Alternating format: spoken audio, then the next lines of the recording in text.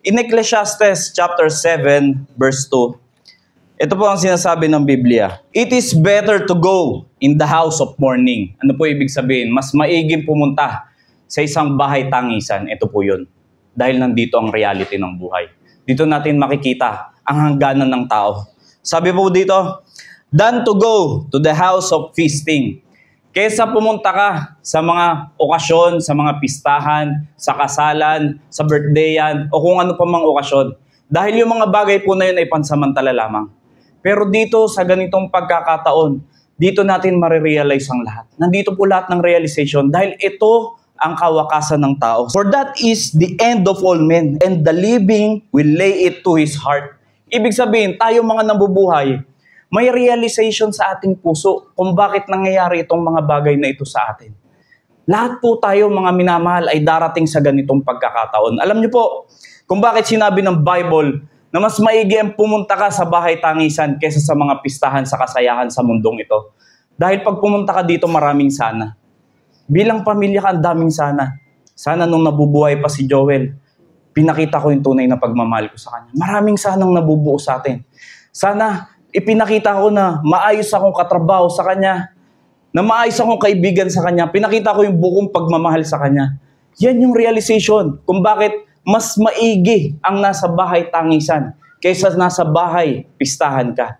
Ito po ang realization natin because the Bible tells, for that is the end of all men. One day, lahat po tayo ay hahantong sa ganito. 100 years from now, hindi na po tayo lahat buhay dito. Lahat tayo ay hahantong po sa ganitong pagkakataon. Hindi lang natin alam, ang hindi natin natitiyak mga minamahal, kung anong edad darating sa atin ito. Maliwanag ang Bible. Makikita po natin dito, in James chapter 4, verse 13, sabi po dito, magsiparito ngayon kayong nagsisipagsabi. Ngayon o bukas ay magsisiparoon kami sa gayong bayan. Ibig sabihin, nagyayabang sila o bukas, sa makalawa, pupunta kami sa bayan ng Santa Rosa. Ano pong sabi dito? Sabi ng Biblia, at titira kami doong 1 taon at mangangalakal at magtutubo, ibig sabihin kikita. Nag-business, kikita siya. So itong taong ito, sinasabi niya sa kanyang sarili, sige tara, punta tayo doon sa bayan ng Santa Rosa, mukhang maganda magnegosyo doon. Bukas o sa makalawa o sa mga susunod na araw. At mag-business tayo at doon tayo kikita ng salapi. Pero alam niyo po ang sabi ng Biblia in verse 14, kayo ngang hindi nakakaalam ng mangyayari bukas, ano ang inyong buhay. Kaya nga, kayo nga'y isang singaw na sangdaling panahon ay lumilitaw sa pagdakay na papawi. Alam niyo po ang buhay ng tao, napakaiksi. Alam niyo yung 70 years, sabi ng Bible, yan yung lifespan ng tao. Mapalad ka na kung lumagpas ka ng 70, siguro inaalagaan mo yung sarili mo, bukod sa protection ng Diyos sa'yo. Pero ang sabi ng Bible, 70, yan yung age ng mga tao. Pero alam niyo po mga kapatid, sabi dito, kayo nga hindi nakakaalam ng mangyayari bukas. Ano ang inyong buhay? Ano bang alam natin sa bukas? Meron ba tayong nalalaman sa future? Sabi dito, kayo nga'y isang singaw na sangdaling panahon ay lumilitaw at pagdakay napapawi. Alam niyo po, yung sinaing rice cooker, pagbukas niyo po dyan, may makikita kayong uso. Maya-maya, wala na po yan. That's life. Yan po yung sabi ng Biblia. Ganun lang po ang buhay nating mga tao. No? So, ang sinasabi ko po dito, tayo bilang mga tao, napakarami nating pangarap sa buhay. Gusto natin magkaroon ng pamilya, gusto natin magkaroon ng anak, gusto natin magkaroon ng sasakyan, bahay, tirahan, tahanan. Wala pong masama sa lahat ng yan. Pero tiyakin mo sa iyong sarili, hindi tayo nakakasiguro sa laman ng bukas. Wala pong nakakaalam yan. Ngayon, tayo malakas tayo. May times na pagdating sa trabaho, ibubuhos natin yung buong lakas natin para lang sa trabaho. Sasagarin natin yung katawan natin. Kasi wala pa tayong nararamdaman eh. Pero pag dumating na yung panahon na tayo ay nagkakaroon na ng sakit, alam nyo, nakakalungkot mga minamahal. Likas sa tao na lumalapit lang sa Diyos pag nasa banig na ng kasakitan. O di kaya nasa hospital na. O di kaya nasa malubhang kalagayan na. Yan po ang nature ng tao. Lumalapit lang sa Diyos pag may kailangan. Yan yung masakit na katotohanan. Samantalang, ngayon, kayo pong mga nandito, ginising pa kayo ng Diyos. Ibig sabihin, binigyan niya pa kayo ng buhay. Tapos sasayangin lang natin sa mga ganong bagay. Ibig sabihin mga kaibigan, mga minamahal, bigyan natin ng importansya ang pagkilala sa Diyos. Hindi pagdating lang na may sakit tayo, hindi pagdating lang na may masamang pakiramdam sa atin, hindi pagdating na naghihirap na tayo sa buhay, tsaka lang tayo lalapit sa Diyos at lulod at mananalangin, Lord, tulungan mo ako. Sabi po ng Hebrews 9:27, and as it is appointed unto men once to die. Malinaw po dito, ang kamatayan ay naka-appoint na po sa tao. Hindi na natin yan mapipigilan. Sino mang tao na nabubuhay sa mundong ito ngayon, walang isa na nakapigil sa kamatayan. Merong Diyos na nagkatawang tao ang nabuhay muli mula sa kamatayan. Pero ang tao, hindi niya kayang buhayin ng kanyang sarili. Now, sabi dito, and as it is appointed unto men once to die, but after this, the judgment. Notice the word but. Ibig sabihin po, ang tao pag namatay, pagkatapos dito, yan yung physical death na tinatawag. After nyan, may pagkatapos, sabi ng Bible, at pagkatapos nito ay ang paghuhukom. Malinaw sa ating lahat, alam ko naman po, wala naman po sigurong ateista dito. Lahat naman tayo naniniwala sa Diyos. Siguro naman po lahat kayo naniniwala na merong langit at merong impyerno na pupuntahan ng tao. Dalawa lang po yan. Yung sinabi po dito na, but after this, the judgment. When we die, dalawa lang po ang pupuntahan natin. Ang hell ay sigurado. Ganon din naman ang langit ay sigurado. Pero nakatitiyak ka ba kung saan pupunta ang kaluluwa mo ngayon? Sinabi ng Bible, hindi natin alam ang nilalaman ng bukas. Kaya ngayon binasa natin kanina, bakit tayo magyayabang? Ako po, anytime, mamaya pwede ako maaksidente dyan. Bukas, pwedeng hindi na ako magising, bangungutin ako, or ano man mangyari sa akin. Hindi po ako nakakasiguro sa aking buhay kung hanggang kailan ako mabubuhay sa mundong ito. Isa lang ang sigurado, ang Diyos ang nakakaalam ng aking buhay. Pero mahalaga rin na dapat maunawaan mo kung saan pupunta ang iyong kaluluwa pagkatapos mo sa mundong ito. Alam niyo po, tayo dito lahat manlalakbay lang po tayo. Hindi dito ang final destination natin. Hindi dito ang tunay nating tirahan. Ito po ay biyaya lang ng Diyos. Pinapa-experience lang sa atin yung buhay. Pero meron siyang inihahanda na mas higit pa dito sa mundong ito. Yan yung eternal. Pero dalawa po ang eternal. Pwede ka mamuhay eternal kasama ng Diyos sa langit. Pwede ka rin mabuhay eternal sa dagat-dagatang apoy na hindi natatapos ang sakit. At alam niyo po, ang matindi sa impyerno, sabi ng Biblia, buhay ang iyong isip. Ibig sabihin, pag nandun ka sa lugar na yon, ang utak mo gumagana habang napapasok ka. Matalsikan nga lang po tayo ng mantika, napakasakit na. What more yung eternal? 1,000 years, 10,000 years, 1 million years, billion years, hindi po yan matatapos. Eternal is eternal. No ending. Ibig sabihin po ng Biblia, mapaparusahan ka araw at gabi at yung utak mo buhay. Tapos doon mo marirealize ang bagay na sayang, bakit hindi ako nakinig sa salita ng Diyos? Sana naligtas ako. Pero pag nandun na po ang tao, ang kaluluwa ng tao sa impyerno, wala na pong pag-asa yan. Kaya sabi ng Bible, and as it is appointed unto man once to die, but after this the judgment. Meron pong after this. No? Ang tao pag namatay, pag pikit po niyan, namatay ang tao, pag mulat po niya, nandun na siya sa tinatawag na hell or heaven. Depende po yan kung ano ang tinanggap niya sa mundong ito. Kung meron ba siyang Panginoong Jesucristo sa kanyang puso o wala. Yan po ang magmamatter dyan. Now, tayo bilang mga tao, napakarami po nating appointment. Pag tayo may business, meetings, no? Makikipag-appoint tayo. Oh, set natin yan. Alam ko po may mga shooter dito, ano? Pag may mga shoot kayo, nagpabook sa inyo yung client, i-appoint nyo yung araw na yon para dun sa kliyente yun. As well as dun sa mga nagtatrabaho. Meron kayong ina-appoint na time na yun yung talagang pupuntahan nyo. Pero alam nyo, mga minamahal, mga kaibigan, ang isang appointed time na hindi mo pwedeng i-cancel is death. Pag kumatok na po ang kamatayan, hindi na po natin pwedeng sabihin saglit lang, gusto ko pa mabuhay ng 5 minutes. Gusto ko pa mabuhay, gusto ko pa yakapin yung anak ko. Wala na po. Pag dumating ang kamatayan sa tao, walang makakapigil yan. Sino mang tao ay walang nakapigil sa kamatayan, mga minamahal. Yan yung reality. Kaya nga po sabi kanina, di ba, ang pagpunta sa bahay tangisan, dyan mo marirealize lahat eh. Bakit nga ba ako nag-i-exist sa mundong ito? Ano nga ba ang purpose ko? Bakit pa ako nabubuhay? No, mga kapatid, now, sa sinabi ng Philippians 1:21, for me to live is Christ, sabi po ni Apostol Paul, and to die is gain. Saan po kayo nakarinig ng tao nagsabi na ang kamatayan ay pakinabang pa pala? Sinabi po ng Biblia yan. Bakit kaya mapapaisip ka na parang sira na ata ang ulo ni Apostol Paul at sinabi niya na to die is gain? Ang tao gustong mabuhay, di ba? Lahat tayo gusto nating mabuhay, ayaw pa natin mamatay. Pero si Apostol Paul, sinabi niya to, for me to live is Christ, and to die is gain. Bakit niya sinabing kapakinabangan ang mamatay?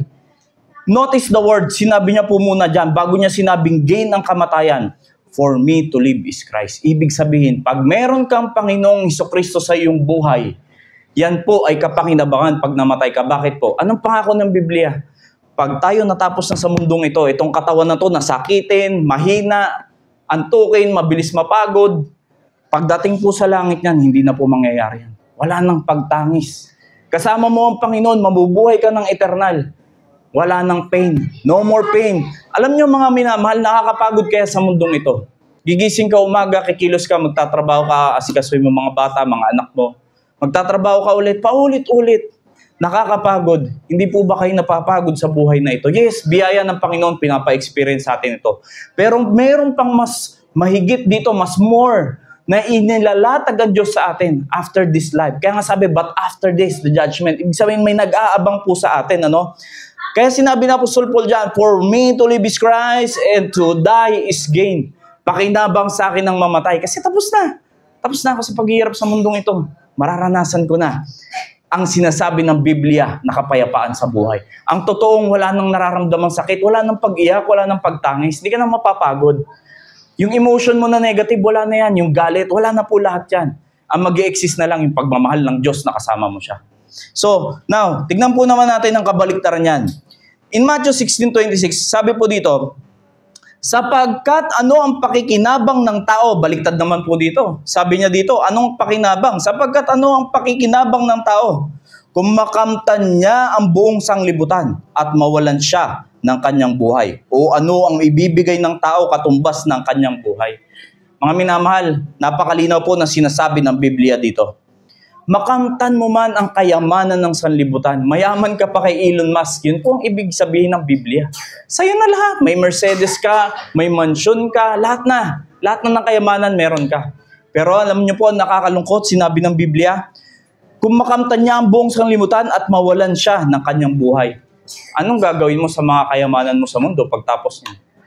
Anong gagawin mo sa lahat ng pinagpagalan mo pag dumating na ang iyong takdang araw? Wala po. Kaya nga, quotes na lang to sa internet eh. Wala kang madadala sa hukay mo. Pero that's reality. That's real talk. Yun po yung totoo. Wala tayong mabibitbit. Sabi ng Biblia, galing ka sa alabok, babalik ka sa alabok. After ilang months, after ilang years, wala na po. Kalansay na lang po. Abo. Ibig sabihin, galing ka sa alabok, babalik ka dyan. So lahat po tayo ganyan. Mangyayari po sa atin lahat yan. Kaya nga sabi dito, ano ang ibibigay ng tao katumbas ng kanyang buhay? Alam niyo po, ang isang kaluluwa ng tao ay hindi kayang bilhin ng sanlibutan. Ganun po ka-precious ang soul ng tao. Kaya nga sabi ng Biblia, mayroon lang isang kaluluwa na mag-confess ng pananampalataya sa Panginoong Hesukristo, halak-salaksang anghel ang nagkakaligaya sa langit. Yun po yun. Ibig sabihin, hindi yan matutumbasan ng kayamanan sa buong mundo. Now, bakit ba dumadating ang kamatayan sa tao? In Romans 6:23, sabi po ng Biblia, for the wages of sin is death. Napakalinaw po. Ang kabayaran ng kasalanan ay kamatayan. Sino po ba sa atin dito ang magsasabi na wala siyang kasalanan? Amen po kung walang umangat ng kamay. Dahil kung sasabihin mong wala kang kasalanan, yun na ang una mong kasalanan, nagsinungaling ka. Because the Bible tells in Romans 3:23, for all have sinned and come short of the glory of God. Ibig sabihin po, lahat tayo ay makasalanan. Tayo lang magsinungaling, makasalanan na tayo. Alam niyo po yung mga bata, yan po mga batang yan, hindi po natin yan gustong turuan na maging masamang mga bata. Pero naturally, minsan may maririnig kang pagsisinungaling sa bata. May makikita kang inis sa bata. Ibig sabihin po dyan, makasalanan tayong lahat. Lahat po tayo, walang matuwid, wala kahit isa. That's why, ang kabayaran ng kasalanan, the Bible tells, is, ang kabayaran ng kasalanan ay kamatayan. That's why lahat po tayo darating dyan. Alam nyo, nakakalungkot mga kapatid, mga minamahal. Ang death ay dalawang klase po. This is the first death. This is physical death. Ano po ibig sabihin yan? Nung inimbalsa mo ang tao, wala na pong pakiramdam yan. Kasi humiwalay na yung nakatira dyan na kaluluwa. Sabi nga po kaninang Bible, and as it is appointed unto man once to die, but after this, the judgment. Nandun na siya sa after this. No? Wala na siya doon sa katawan na tinahanan niya, na nanirahan dito sa mundong ito. Humiwalay na po. That's the meaning of death separation. In Revelation chapter 20 verse 14, sabi po diyan, And death and hell were cast into the lake of fire. And this is the second death. Meron pong second death. Yun po yung tinatawag na eternal death. Sa impyerno na po ang tinatawag nun. Ang nakakalungkot, kung tayo ay nakaranas ng physical death, first death, tapos mararanasan ulit natin yung second death, wala na po tayong pag-asa. Pero pwede mong mapigilan yung second death, pero lahat tayo makakaranas ng first death. Kasi wala naman talagang immortal sa mundong ito. Pero ang kaluluwa natin, pwedeng hindi yan mamatay. Now, sabi ng Bible in Romans 5:8, sabi po dito, but God commended His love toward us, in that while we were yet sinners, habang tayo ay mga makasalanan, sabi ng Bible, Christ died for us. Alam niyo po ba ang kahalagahan ng kamatayan ng Panginoong Jesucristo? Maraming nagsasabi, maraming nasa isip, paano ba maliligtas ang tao? Paano mapupunta sa langit? Gumawa ng mabuti. Magsimba ka araw-araw o linggo-linggo. Hindi po yan ang tunay na magdadala sa atin sa langit. Dahil kung sasabihin natin dahil sa kabutihan natin, dahil sa pagsisimba natin, dahil may nagsasabi sa inyo na reliyon na sila lang yung makakapagligtas, hindi po kayo kayang iligtas niyan. Bakit po? Anong sinasabi ng Bible? Si Kristo ay namatay dahil sa atin. Kung sasabihin natin dahil sa mabuting gawa tayo may liligtas, para saan po yung kamatayan ng Panginoong Jesucristo 2,000 years ago? Yun po kasi yung ginawa niya. Dahil walang taong kayang magbayad ng kasalanan, merong isang Diyos na bumaba mula sa langit, nagkatawang tao, upang parusahan at tanggapin lahat ng kasalanan. Kasi kung hindi bumaba ang Panginoong Jesucristo, walang kayang tumubos ng ating kasalanan. Now, what's the purpose? Yun lang naman po yung gusto kong ipaalam sa inyo. This is the gospel. This is the good news. Para saan yung kamatayan ng Panginoong Jesucristo kung kaya pala natin maligtas sa ating sarili? Kung kaya mo palang iligtas sa sarili mo, bakit pa siya nagpapako sa krus? Yun po yung dapat nating malaman ngayong gabing ito. Kaya sinasabi ko kanina, ito yung isa sa pinakamagandang mensahe maririnig mo. Gusto ko lamang po ipangaral ang tunay na kaligtasan dahil po lahat tayo ay dadating isang araw dito. Hindi natin alam kung anong petsa yan. Now, sabi ng John 14:6, I am the way, the truth, and the life. Notice the word, no man cometh unto the Father but by me. Sino po yung nagsasalita doon? Jesus Christ. Who's the way? Not the churches, not your good works, but only the Lord Jesus Christ. Kung ano yung ginawa niya doon sa krus ng Kalbaryo, yun po yung magdadala sa atin sa kaligtasan. Napakalinaw po ng Bible. Jesus is the way, the truth, and the life. No man, walang sino man. No man cometh unto the Father but by me. That's the Lord Jesus Christ. Mababasa po natin yan. Acts 4:12. Tignan po natin ang sinasabi ng Bible. Acts 4:12. At sa kanino mang iba ay walang kaligtasan, sapagkat walang ibang pangalan sa silong ng langit na ibinigay sa mga tao na sukat nating ikaliligtas. No other name except the Lord Jesus Christ only. Wala na po. Kung may magsasabi sa inyo, umanib kayo sa amin para maligtas. No. The way to heaven is the Lord Jesus Christ alone. Yan po ang tunay na kaligtasan, mga minamahal. Now, itutuloy po natin, Alam niyo po yung istorya ng tatlong nakapako sa krus, mga minamahal. Malapit na po akong matapos. Pagtiyagaan niyo po ang aking mensahe. Sabi ng Bible, tatlo sila. Meron doon, 2 thief yung kasama niya. Sabi nung isa, sige nga, kung talagang Diyos ka, bumaba ka dyan at iligtas mo kami. Hinahamon niya ang Panginoong Jesucristo na, kung talagang Diyos ka, pakita mo yung kapangyarihan mo na talagang kaya mong iligtas yung sarili mo. Pero alam niyo mga minamahal, hindi naman yung physical body yung ililigtas ng Panginoon, yung ating mga kaluluwa. Dahil bulok na talaga tong katawan natin, imputed na to ng kasalanan. Now, sabi nung isa, pagkatapos tuyain nung isa ang Panginoong Jesucristo, sabi nung isa pang katabi doon, hindi ka ba natatakot sa Diyos? Tayo ngayon ay nasa ganyang kalagayan. Ano pong sabi ng Bible? Sabi po dito, datapwat sumagit ng isa at pagsaway sa kanya, sinabi, hindi ka ba natatakot sa Diyos? Yamang ikaw ay nasa gayong ding kaparusahan. Sabi po dito, at tayo sa katotohanan ay sa katwiran sapagkat tinanggap natin ang nararapat na kabayaran sa ating mga gawa. Yun po yung kasalanan. Death yung kabayaran. Sabi niya dito, siya na nagsabi.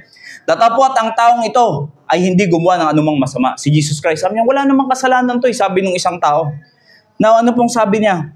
At sinabi niya, Jesus, alalahanin mo ako pagdating mo sa iyong kaharian. Siguro po marami nakakaalam sa inyo nito. Sa movie, palasak na po ito.